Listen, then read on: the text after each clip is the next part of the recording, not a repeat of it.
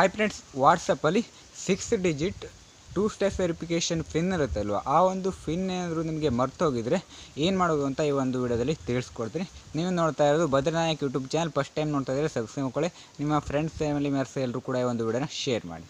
ವಾಟ್ಸಪ್ಪನ್ನು use ಮಾಡ್ತಾ ಇರುವಾಗ ವಾರಕ್ಕೊಮ್ಮೆ ಆಗಿರ್ಬೋದು, 15 ದಿನಕ್ಕೊಮ್ಮೆ ಆಗಿರ್ಬೋದು, ಹಾಗೆ ತಿಂಗಳಿಗೊಮ್ಮೆ ಆಗಿರ್ಬೋದು, ನಿಮಗೆ ವಾಟ್ಸಪ್ಪನ್ನು ಓಪನ್ ಮಾಡಿದಾಗ 6 ಡಿಜಿಟ್ ಪಿನ್ನನ್ನು ಕೇಳುತ್ತೆ. ಎಂಟರ್ ಯುವರ್, ಈಗ ನಿಮಗೆ ಸ್ಕ್ರೀನ್ ಮೇಲ್ಗಡೆ ಕಾಣಿಸ್ತಾ ಇದೆಯಲ್ವ, enter your 2 step verification pin ಅಂತ ಕೇಳುತ್ತೆ. ಆವಾಗ ನಿಮಗೆ 2 ಸ್ಟೆಪ್ ವೆರಿಫಿಕೇಷನ್ 6 ಡಿಜಿಟ್ ಪಿನ್ನನ್ನು ಅಲ್ಲಿ ಎಂಟರ್ ಮಾಡದೆ ನೀವು ವಾಟ್ಸಪ್ಪನ್ನು ಓಪನ್ ಮಾಡೋಕ್ಕಾಗಲ್ಲ.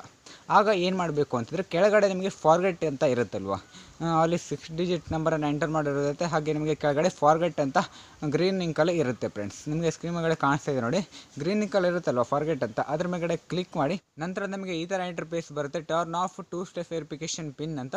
ಹಾಗೆ ಕೆಳಗಡೆ ನಿಮಗೆ ಕ್ಯಾನ್ಸಲ್ ಮತ್ತು ಟರ್ನ್ ಆಫ್ ಅಂತ ಇರುತ್ತೆ, ಬ್ಲೂ ಇಂಕಲ್ಲಿ ಇರುತ್ತೆ, ಗ್ರೀನ್ ಇಂಕಲ್ಲಿ ಇರುತ್ತೆ. ಟರ್ನ್ ಆಫ್ ಹಾಗೆ ಕ್ಯಾನ್ಸಲ್ ಅಂತ ಇರುತ್ತೆ.